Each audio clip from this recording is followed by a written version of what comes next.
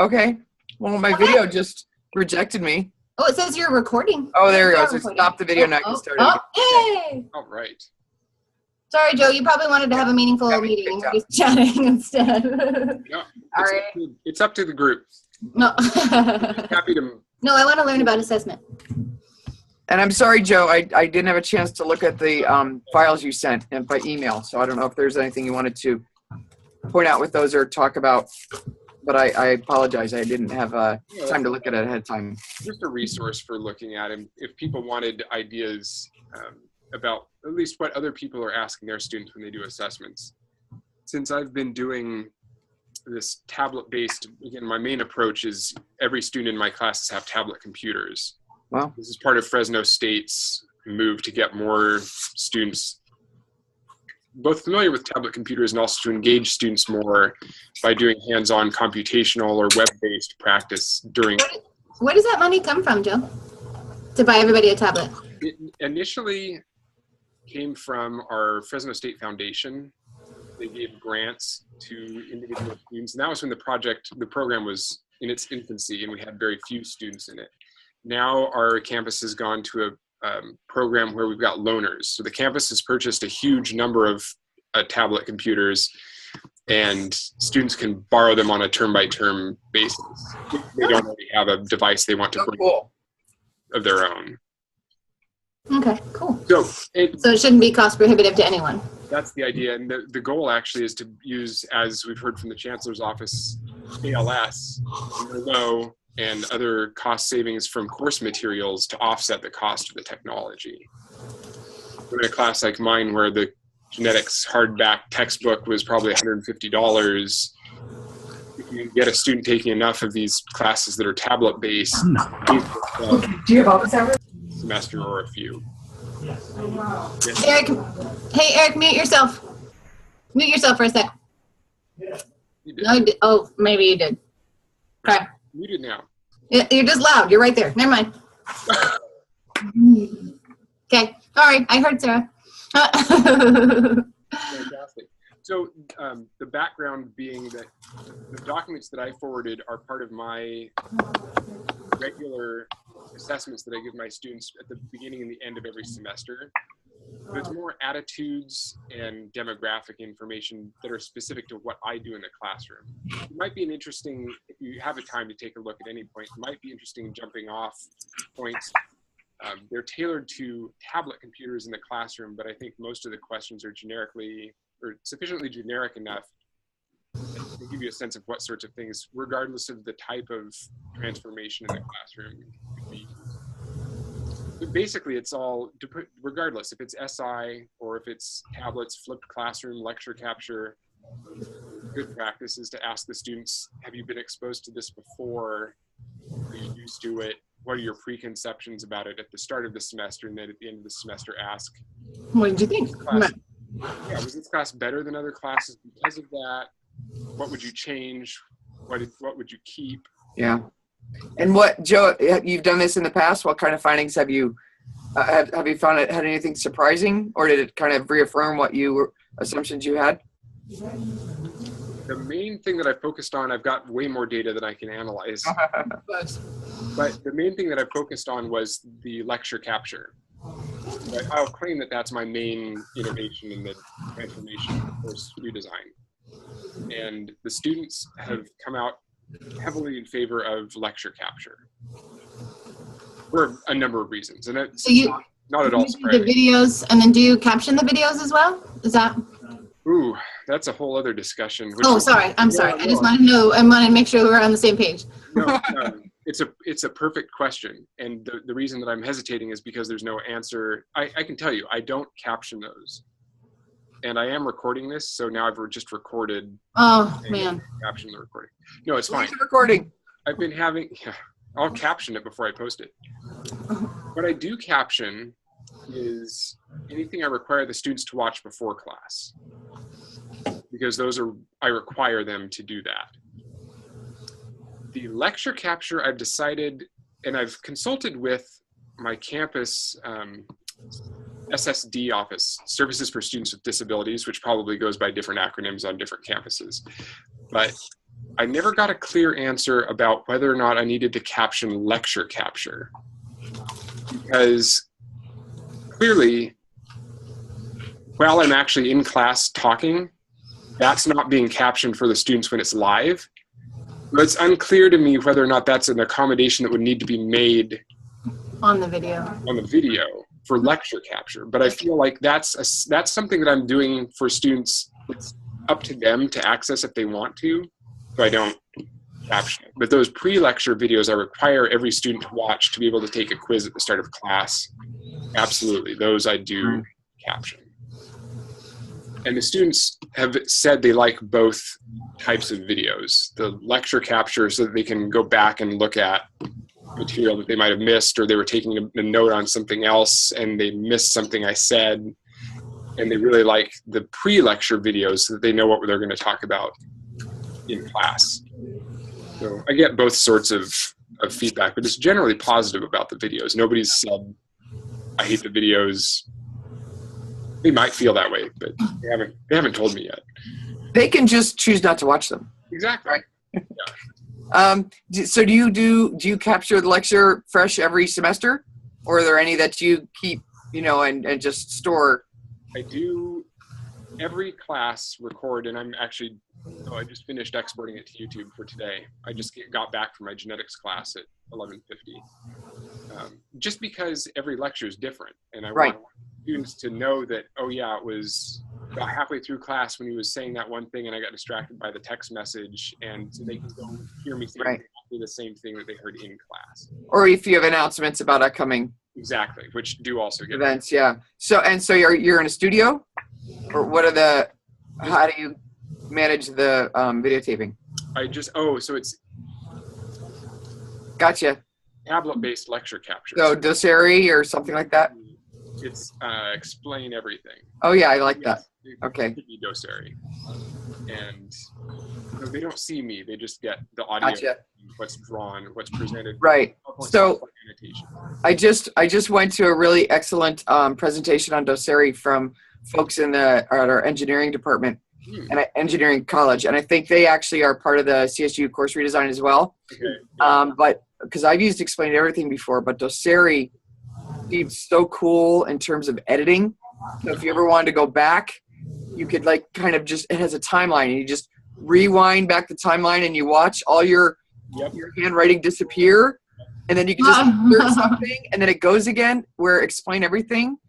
I've used it, and it's great for the live presentation, but if you ever wanted to tweak it, I would just have to go back and start from scratch again, which is probably my deficiency on knowing how to use the software. But just FYI, Doceri looks super cool. Yeah, if you haven't tried it. Yeah, you can do that on, check it out. Right. So there's me walking through some sort of a Punnett square or something. If you poke that timer there, you can actually do the same thing and scroll back through. Okay. And Explain Everything as well. But then you can insert. You can so you can't insert. You can just re-record. Yeah. See.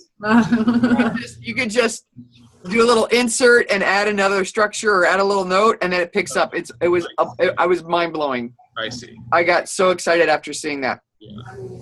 Since I use Apple products, I just export the movies as QuickTime or MP4 files, and I stick them in whatever apps I have on the computer, iMovie, right, or QuickTime Player, and do all the editing. But basically, my approach, and I know this isn't assessment. Feel free, anybody else, to steer us back to assessment if you want. We'll get there. Is that this is the way the lecture was. Right. The lecture capture, it doesn't matter to me if it's Doceri or Explain Everything. It's just one take from start to finish. This is what it was, right? Exactly. I make mistakes.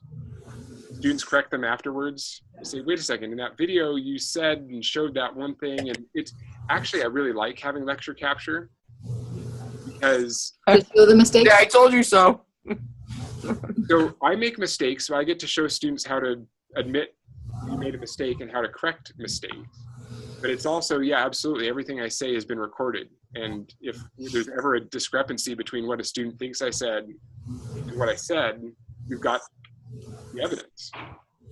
which I've used a few times, not in important situations, but there have been times when students have been really pressing me on, I want that extra point on the exam, and I've been able to say, No. understand the definition of that term, go back and watch the video from this date at this time and that date at that time, Wow. third date, for the same concept.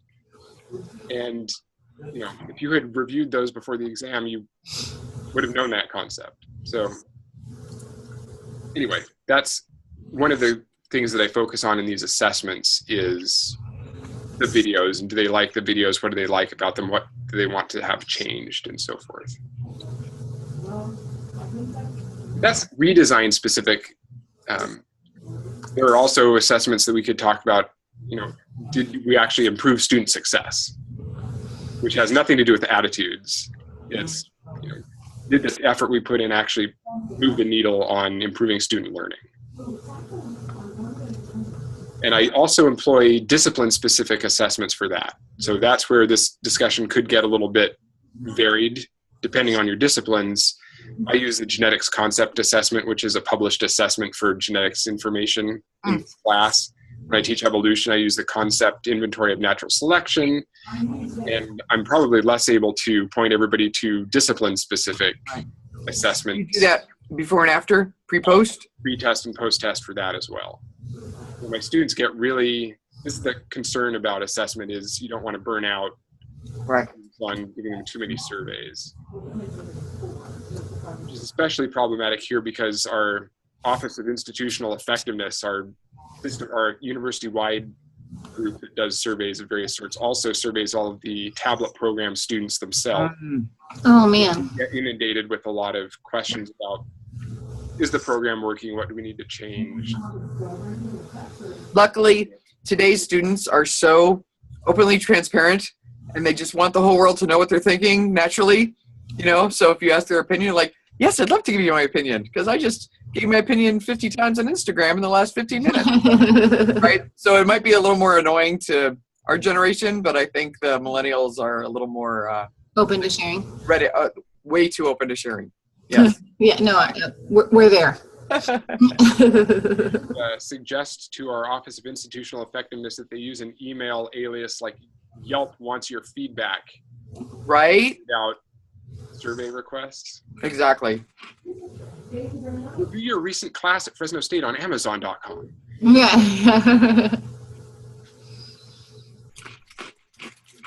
Do folks have specific questions about assessment, just best practices, or?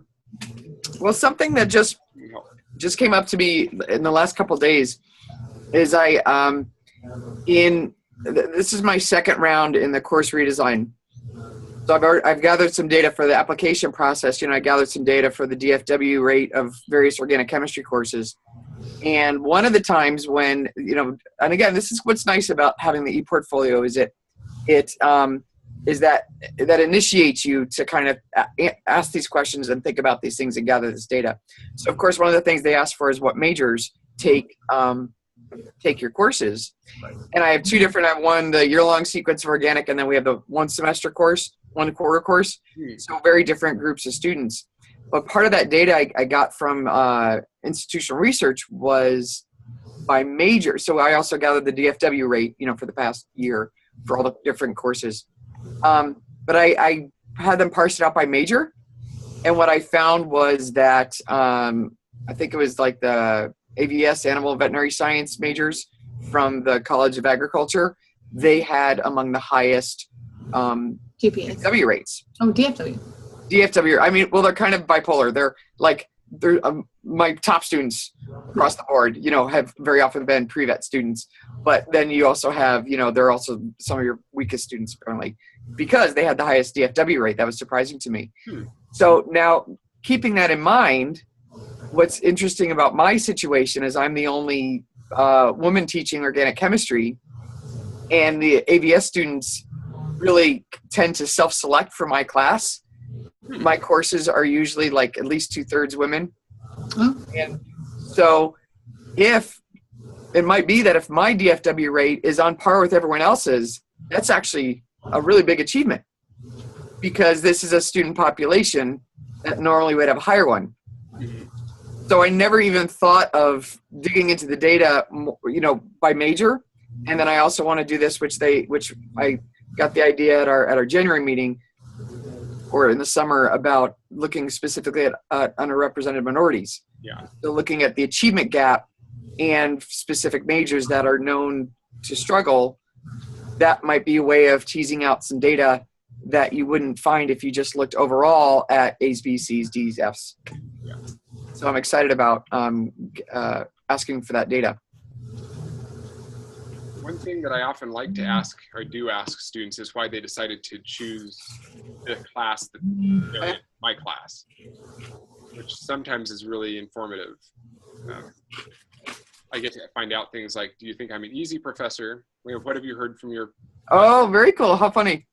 Or is it because it's a redesigned class? Or is it just because it fit into your schedule? And sometimes that helps me disaggregate data later when I know which students took the class because it's me, which students took the class because it's the redesign that they were interested in. That is, they knew it was a tablet class on our campus.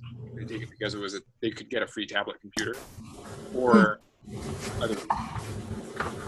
And sometimes I can see interesting patterns among students based on that. So not all classes utilize the tablets. You have to kind of put in to be a redesigned course to qualify. Is that how it works? Essentially, yeah. We have to have gone through professional development training in effective pedagogy with tablet computers before we can elect to teach classes. That sounds like such a great program. It's really cool. It's basically like the CRT program, right, on the local scale. Eric, your volume's really loud. We're getting some feedback. I don't know, maybe your recording mic for class stuff is on or something, but we're like... Yeah, that one is. I can shut that down. Okay. It keeps slipping to you because you're doing things like rolling your chair, which is... That seems better. Well, maybe I should turn off my Pandora. Ah.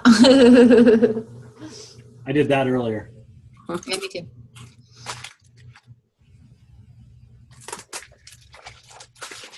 Yeah, I guess I don't understand how, I mean, it seems like the optional survey is all we really have to go for assessing student attitudes and perceptions on your redesign.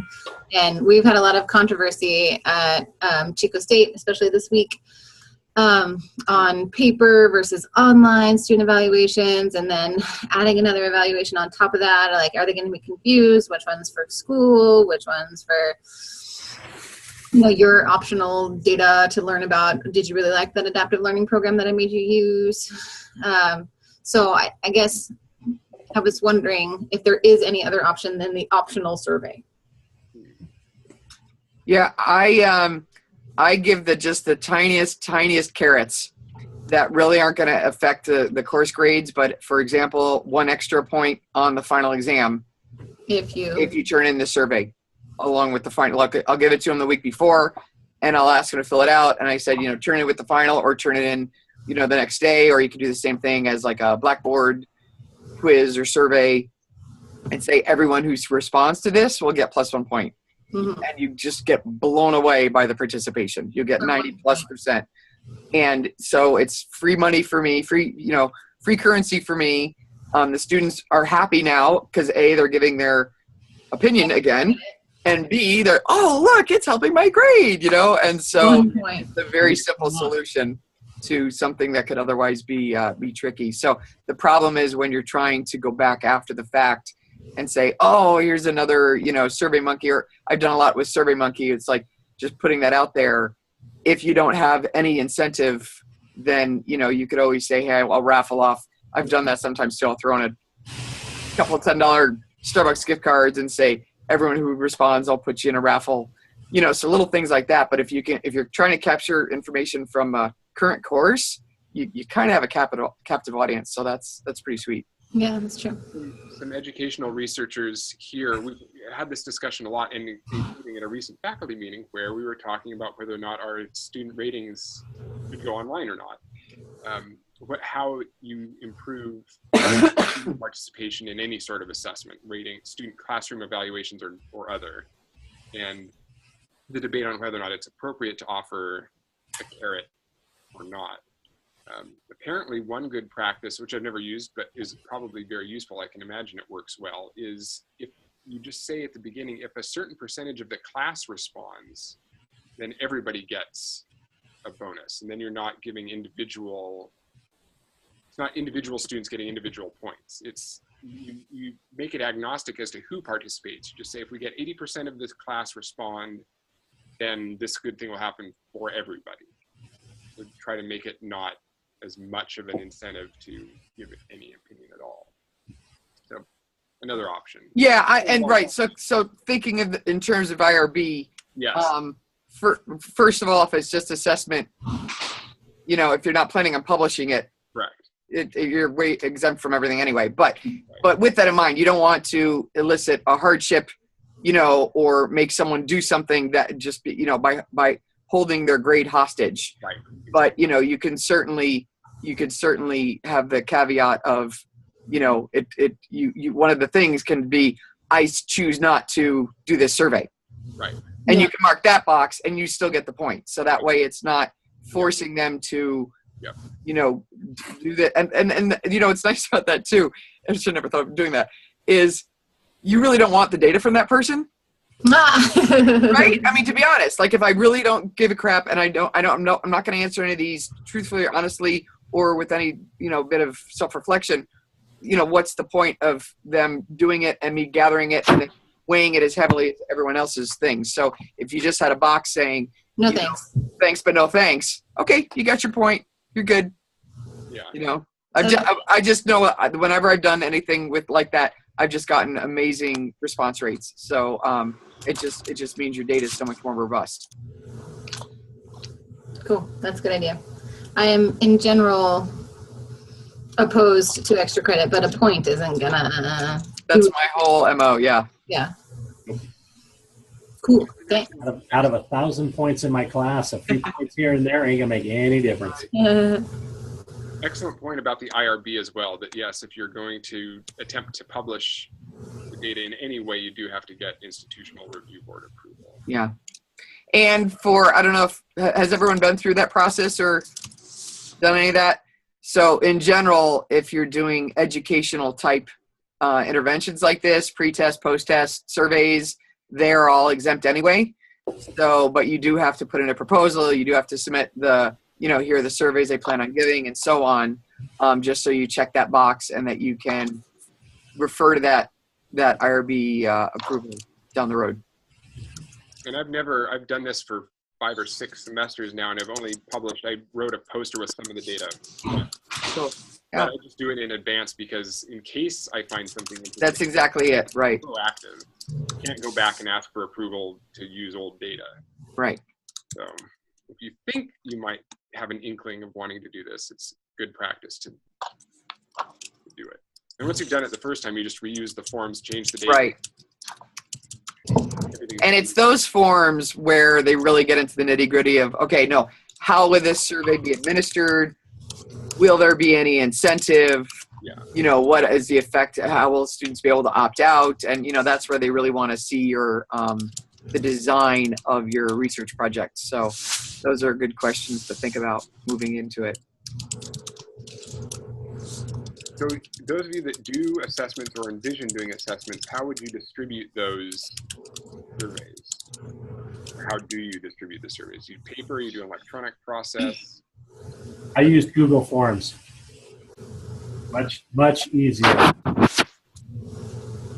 And how does that, could you walk us through that? Because I've used SurveyMonkey. Yeah, no, I just, you can tell us how that works. You create the survey on Google Forms through an actual form that they have pretty much pre-set up. When you're done with it, you put the embed link.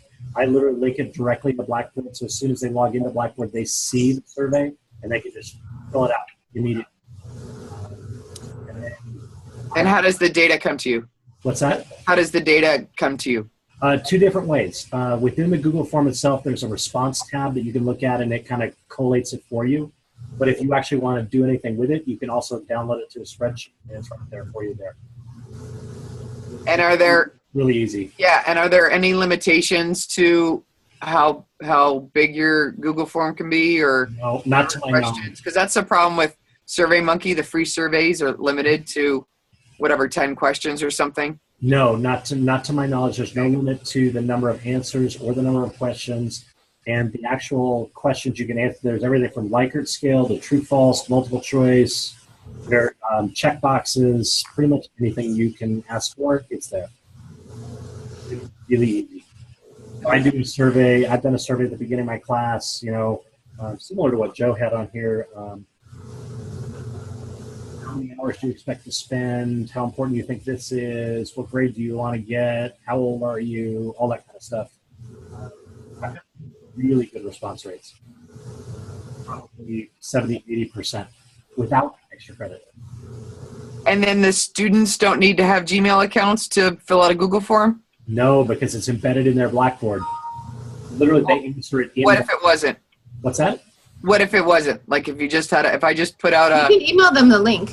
email them the link, and then anyone who has that link can go and fill out the form. Yep. It's not, because there's certain things like Google Docs, you need to Be have a invited. Gmail account to edit or let, because again, this is another thing I want to move into, but I haven't, I'm Yeah. just toeing the water. So it's about how you set it up. When you set it up, if you let students having the same domain name as yours, like our students all have CSU Chico email, and they can have access to the form and fill in the form. That's when you set up your Google form. You can restrict it to a certain domain, you mean? Right. If you want. Mhm. And if but you don't have to do that restriction where anyone could log in from any email? I believe so. What do you usually do, Eric? Oh, you do it through I do Blackboard. it through Blackboard. I Right. literally, when they log into Blackboard, it's on their front page. Right. So they can answer it in Blackboard. That's Oh, so it's embedded.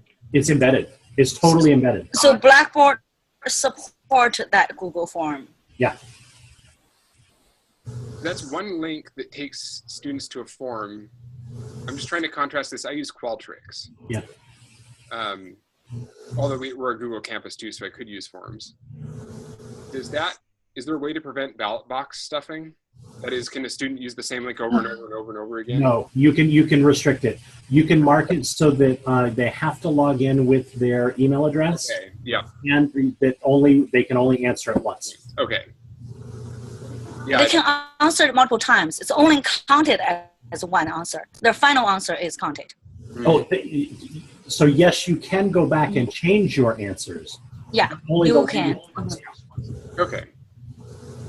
Yeah, because it's only related to you. If you put in, no matter how many answers you put in, how many times, only the last time is counted. Okay.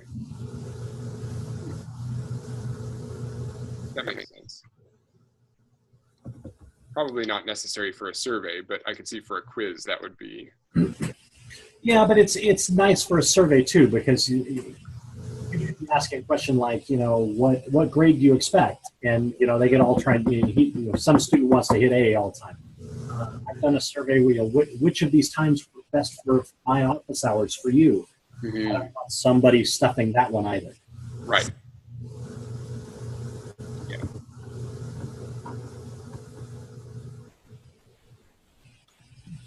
Right.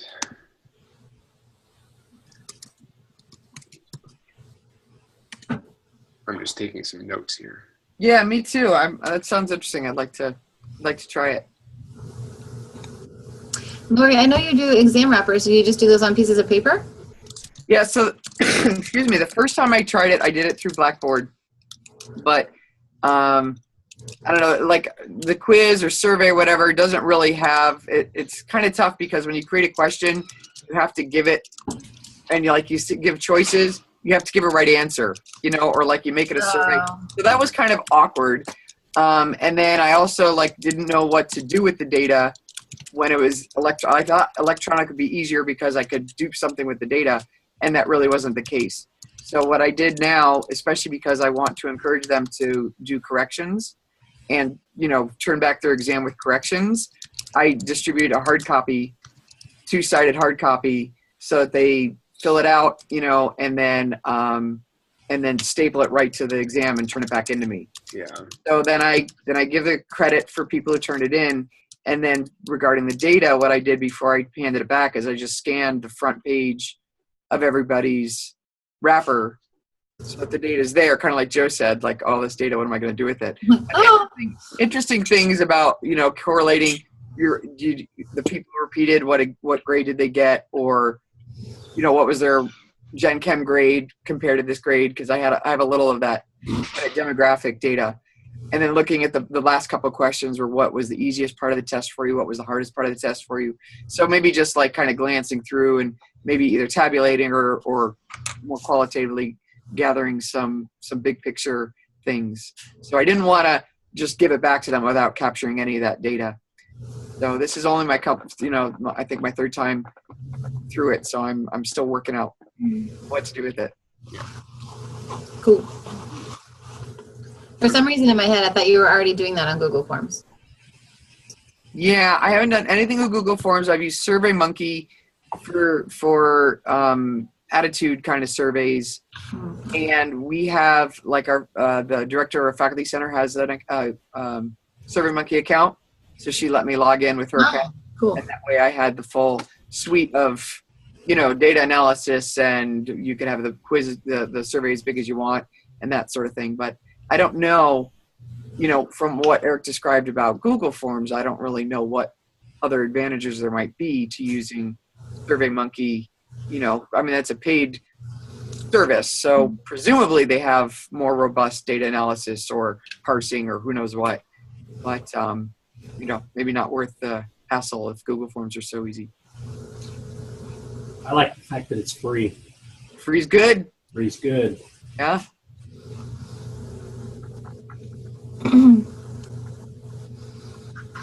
What sorts of grade-based analyses does anybody do for assessment? Do they get a grade in my redesigned class better than, what do you compare? Eric, you just did this, right? Yeah, I've done a bit of this of late. So what do? I start with GPAs and DFWs. That's the easy thing, right? So compare the course before and after, compare before and after the exam, et cetera, et cetera. And I got institutional research data finally on underrepresented minorities, first-gen students, multiple students, men. What was the list again? Sorry. Underrepresented minority, first gen. I had to turn my microphone down so you can't hear me now. Sorry, there you are. Turn it back up now. Underrepresented minorities, first gen, gender, Pell eligible, admissions index, high school, SAT or ACT, and high school GPA. I have them all. Wow.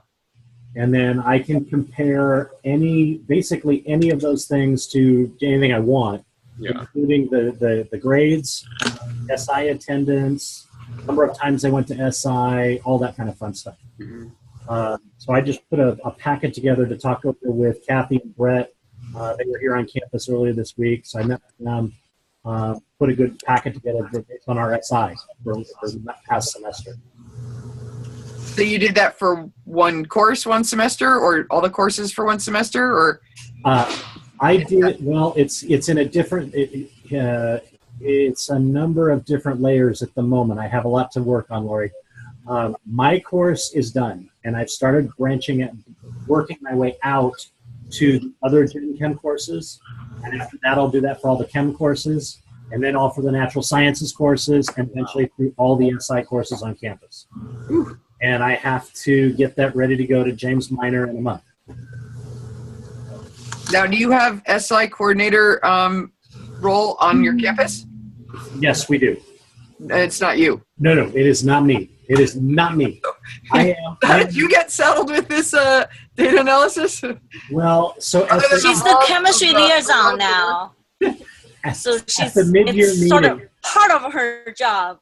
Right. His job. Gotcha. At the mid-year meeting, I got to meet with James Minor for a while, and he asked some questions about SI.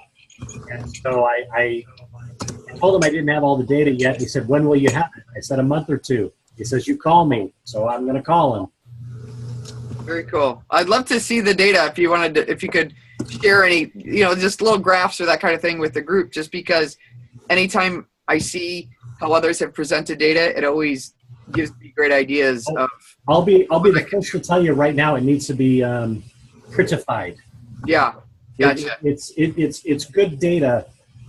They're decent graphs, but nothing is common color schemes and all that other Sure. stuff. Well, it's always funny because Excel, I do a ton with Excel and I barely know what I'm doing.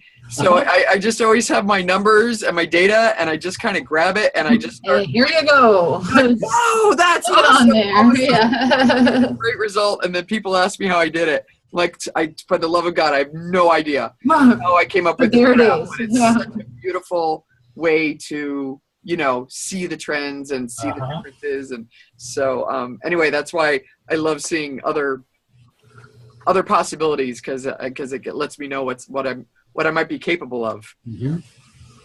Yeah, I've got a PowerPoint document that can be sent around. Yeah, cool. It's certainly in progress, but it's something. In fact, in January, I was just looking at my own data on my ePortfolio. I'm like, damn, that's a nice graph. How did I do that? It was so funny. I'm good at this. Really, it was the survey I do at the end, and it was like, please rate the usefulness of the following things that I do in class, right? And I have lecture packets, I have online homework clickers, blah blah blah. And so anyway, I just kind of organized the data by decreasing usefulness and then graphed, and it just came out to be this like so crystal clear on what were the best things and the not so great things. And anyway, so you never know where the source of my inspiration is going to be. Sometimes it's me. I was interested, the first time I did this redesign, I was interested, so Eric mentioned getting sort of like class average GPA, comparing it pre and post. You can look at student high school GPAs and averages and so forth. But I was able to get our institutional effectiveness office, our university data office, to give me individual student data that I could compare to their final grades individually in my class. And that was really eye-opening. Which data did you get for the individual? Same stuff Eric talked about? Yeah, basically. Yeah. The thing that I thought was the thing that administrators on campus were most interested to see was I compared every student's letter grade in my course compared to their cumulative GPA when they entered my course. Which if you can get individual student record information, which is what I have. Yeah. Right. Then you can do that individual analysis of did they perform on average in your class? Did they perform on average better than they? Did they perform in your class better than they do on average? Right. That's like the value added. Right. The That's the growth. Yeah. Which can be a useful thing to measure. That was the only way I could think of what do you compare they take my redesigned class. They've never taken my non-redesigned class because they can't take the same class twice. And what do you compare for an individual student? What do you compare their performance to? Right. That's why I'm working with a statistician on campus to actually do all those kind of fun things. Yeah. Things I can't do. Right. Yeah, it also helps you compare class A, group of students A, group of students B, because if this group naturally has a higher GPA, right, then that difference maybe in the overall course grades is as much as we'd like to pat ourselves on the back. Or if they had the higher GPA and they had the lower course grades, like, oh, what did I do? I broke them. I did see a little bit of that once. Sure. Well, of course, students are students. Yep. The overall GPA, I think, is good for that. And also maybe like for those of us who teach in a sequence, if I looked at their Gen Chem grades, that would be another kind of normalizing way of looking at it. And from what I remember, Back when Phil Genowitz was showing his SI data, Mm-hmm. he said that, you know, and that had that beautiful graph of closing the achievement gap. Mm-hmm. He said that was corrected for course GP, for like students' GPA. But nobody says how they correct it. Thank you. Okay, I didn't know. Like to know how that's done. I think I followed up on that, and maybe we could still do that. But yeah, because I think that's an important, because that's the natural question anytime you compare two different student populations. Yep. The natural skeptical question we all have. Yep. Yeah, but how do we know how equivalent those students were to start off with? So when you could throw in, oh, and it's been corrected by for GPA, like, oh, that's a miracle. So you don't. So okay. Let us know when that statistician, you and Yeah, call Robin, ask her how. Robin's a smart girl, but I'm not really sure if that's. We're gonna stand on the shoulder of giants here. So I'm all about that, Lori. yeah, good. So I'm actually looking. We were talking earlier about exam wrappers. I was looking at a post-exam reflection that I give to my students after an exam. I'm curious as to what questions others are asking in such a vehicle. Yeah, I think I shared mine on the Google Doc, so I can email mine to everyone, and you can see what it looks like. I asked some big picture questions like what did you do to prepare for the test, and then I asked them to go look page by page and identify what kinds of specific mistakes did they make. Did they run out of time? Did they confused about something? This was something they didn't study enough, just as a way of constantly forcing them to confront head on what were my mistakes and why. So then at the end, you said it's already on the Google Docs? Yeah, I think when Joe set it up in January. I'll have to go back and find Joe's. I posted it. Oh, I'll just reply all to Joe's email. Okay. Today and attach that. That would be awesome. And another cool thing that I'll attach is something I've been doing for my course redesign that's ongoing right now. That class doesn't start till the spring quarter, so I'm still in the planning stages. Mm-hmm. But one of the things that I did is I redesigned my syllabus. We had that presentation about making a learning focused syllabus. And then I read a really cool article. Maybe I'll send you that article too, because I did a little research on it this week. And I read a really cool article. It was just so compelling. And it's like, you really have nothing to lose to try. And you have time to do it. Absolutely, right. But in terms of, comparing the traditional versus the learning centered, you have nothing to lose and you have quite a bit of potential to gain. Right. And especially because my particular redesign is focused on mindset and mind games. Like the syllabus is the very first communication you have with your students. Like it's the first words out of your mouth. Mm-hmm. And if you can design that in such a way to be inviting and introduce that mindset, it was like a no duh moment to me.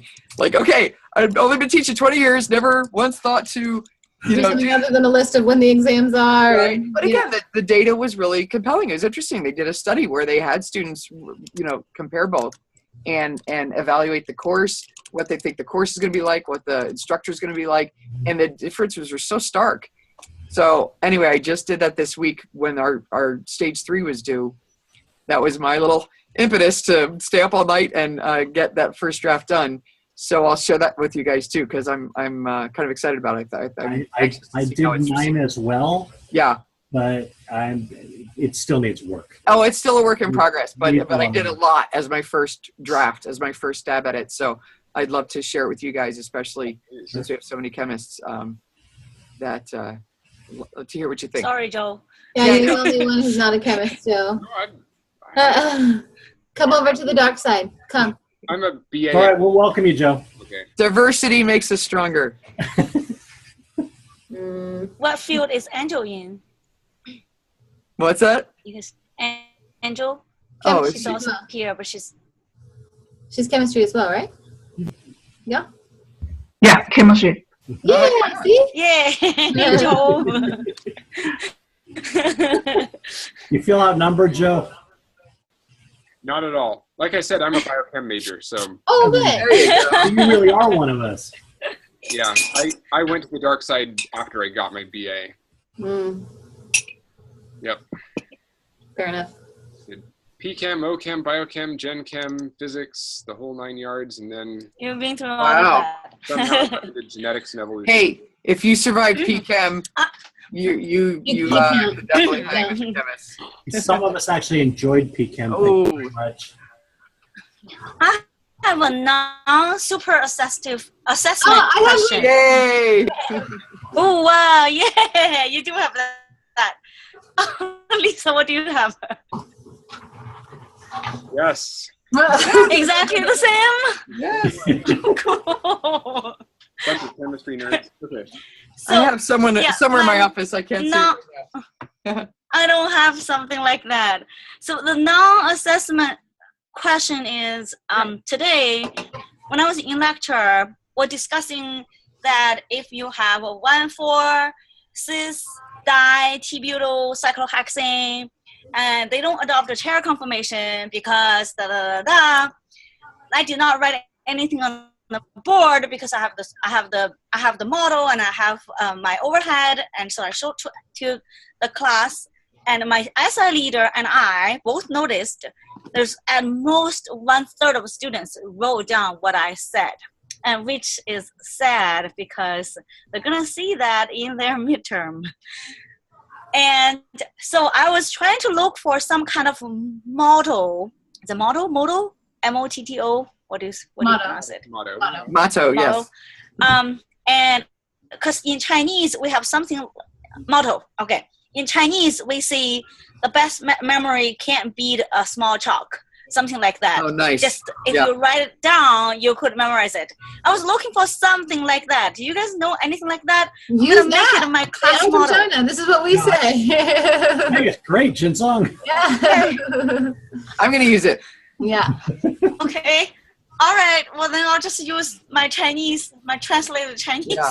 I think it's model. Well, yeah, and there's a I couple. was so disappointed. Yeah, no, I mean, but that's human nature. I mean, or not, maybe not human nature, but that's how students are. And I think, one of the most important things that we do is not just teach our discipline, but we teach our students how to be good students, right? So Exactly. you really have to, I think it's important to point these things out and to make it really evident and transparent and intentional, so that you're bringing their attention to it and they're correcting, their problem with not taking good notes. Now, the way I approach it is I write everything down. Me too. Because what you will see is what you observe today. If you write it down, they write it down, period. So, but when I'm doing something with models, I say, okay, everyone put your pencils down. Let's talk about this. Let's look at this first. And so we do the activity, we have the discussion, we observe things in 3D or in the overhead or whatever. And then I say, okay, now let's debrief. Let's take some notes. And that way I'm not relying on the students who happen to be good note takers, who happen to come from college-ready families, who have those good habits. They aren't automatically going to be coming away from the lecture at a higher level than the other students. So I specifically, break it up into 2 parts, saying this is where we're talking, this is where we're writing. And then also I one of my mentors, he would always talk, and he would like say something, and then he would repeat something, and then he would pause. He's like, I just said that twice, didn't I? What do you think that means? Yeah. Maybe it might be important. I think that's an important thing. Let's what did I say? And then, so again, just intentionally drawing attention to what does it mean to sit in a class and take notes. And if you're not writing down every single word, which some people, because that's not good either, right? Because there's some people aren't even listening to a thing. Yep. They're just parrots. Copy. So, we want the perfect student who listens and contemplates and is intellectually engaged, and then periodically summarizes things in their own word. I mean, come on, what planet is that? Or maybe grad school, but that's not how undergraduate students, can operate. And expecting that of them and saying, well, that's the only way you're going to survive in my class, I think then is one of the things that contributes to that achievement gap. you would think they're college students. They should have already know this. But But they don't.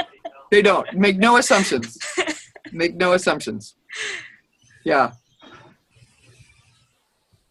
Because what's the harm, right? I mean, the point is, what you are saying is going to help everyone. It's going to reinforce the message to students who already do have that and have internalized that. But it's also going to, take a huge number of students and bring them up to a higher level. So I think only good stuff can come of it. And so when I write stuff on the board, I think only good stuff can come from it. I know that every student is going to leave my lecture with fantastic notes. And that means they're going to be more successful in my class. So I don't see any downside. I think part of it is also the technology. I did see a lot of students take pictures. Yeah. They don't copy it down, but take pictures. At the end of class, there's a lot of phones up. Like, oh, Yeah. I didn't get that last board. Yep. Well, I provide skeleton notes. So it's kind of like, parts are missing. And so Yeah, Carolyn, so that one of our really- faculty, organics faculty does that too. Yeah. So again, I think that just kind of helps me encourage that we're constantly writing in the class so my students don't have time to have their phones out or have their laptops out. We're writing, Yeah, no and that. we're coming away with excellent notes. So I have very few. The only picture takers I have are the students who show up late. I'm like, and are about to please erase. come Like, in. Yeah. All right, more than.